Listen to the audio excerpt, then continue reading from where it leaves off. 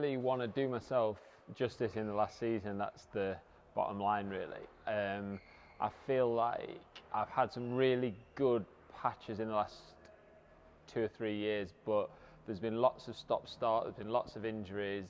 I really want to just do myself justice, be out there, enjoy my squash. I've been going through a bit of a transition with how I prepare, how I play, and I feel like that's come to a point where, touch wood, I've got sort of a little bit of a handle on my injuries now.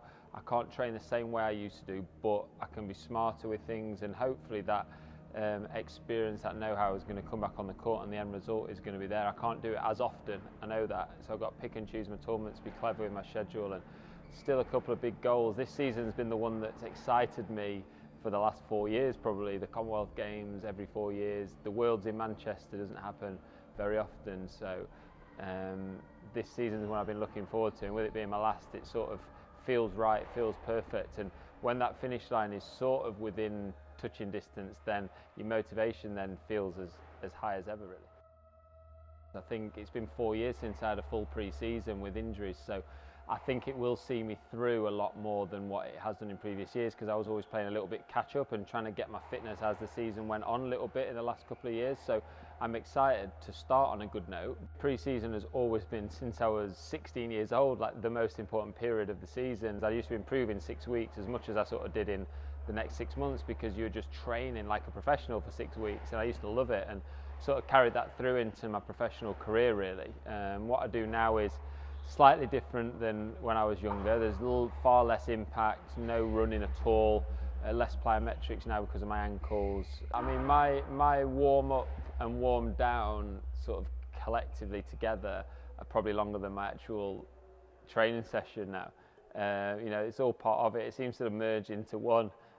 Just the things you're rehabbing, you know, I'm constantly prehabbing my shoulder from that surgery, constantly doing like my knees, my ankle especially now, and it does get boring from time to time. But I just had a routine checkup with a doctor on my ankle the other week, and he actually said to me, this is now the most dangerous phase, because it's the first phase I've had for so long that I've not had a problem with it.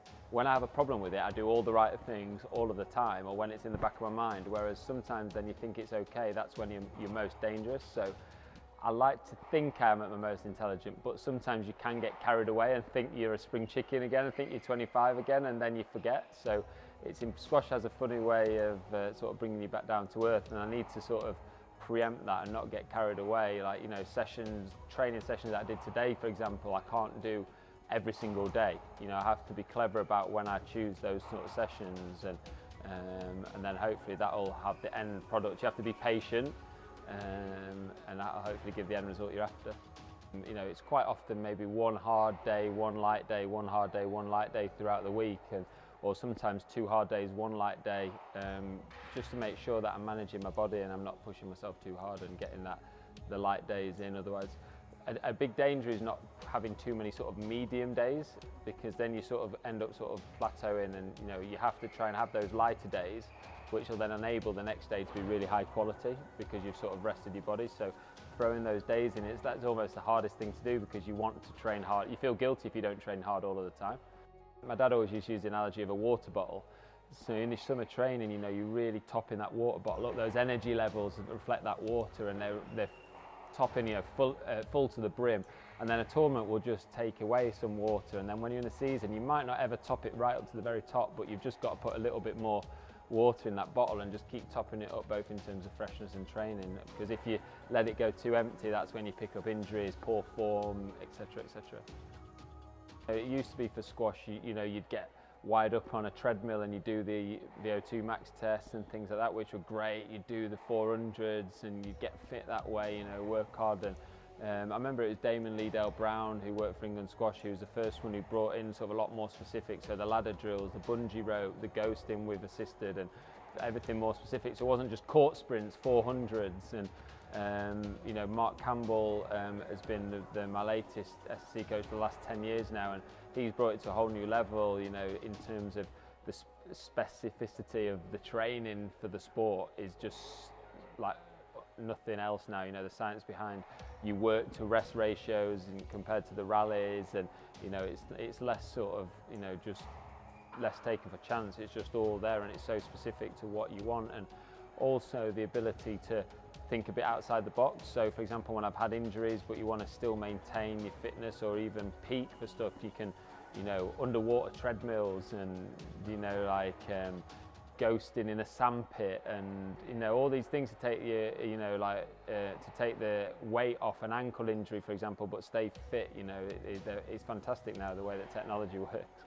You know, I'm lucky that I've got a great trainer, Mark Campbell, who, when I am in the gym, you know, makes the sessions so interesting all the time. There's younger athletes who see me train with today who always try and time my gym session, so there's squash guys in there at the same time, and we're trying to keep the younger guys at bay with your circuits or your bike or your weights and stuff. It makes it competitive, and you're trying to keep, so, you know, that's a good way of doing it rather than always doing it on your own.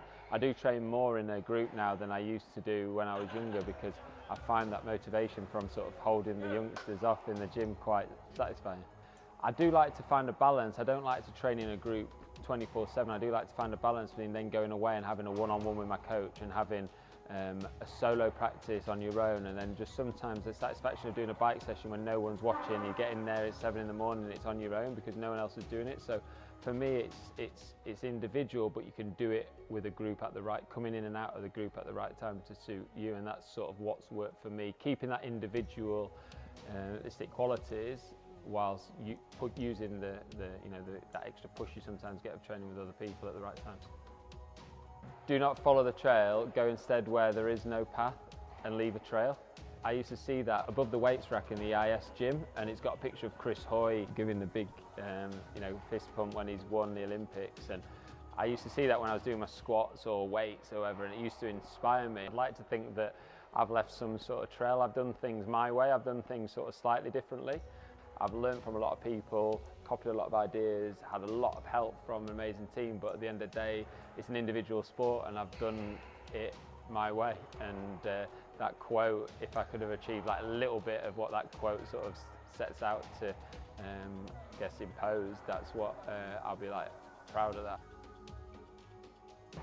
There's still hunger. I wouldn't be here otherwise, but, you know, my life won't change if I get one more world title, one more Commonwealth. I don't think my life will change, but I just want to do it just for me to just believe that I can do it. Like, why not? And I'll be happy with sort of my career and my life and what I've done. It's about doing yourself justice. The fact that you've won a few titles is like a bonus, and it's something that I might look back on in years to come, but sort of whilst you're in it, it's great, but that's in the past now. I'm trying to look forward for this year.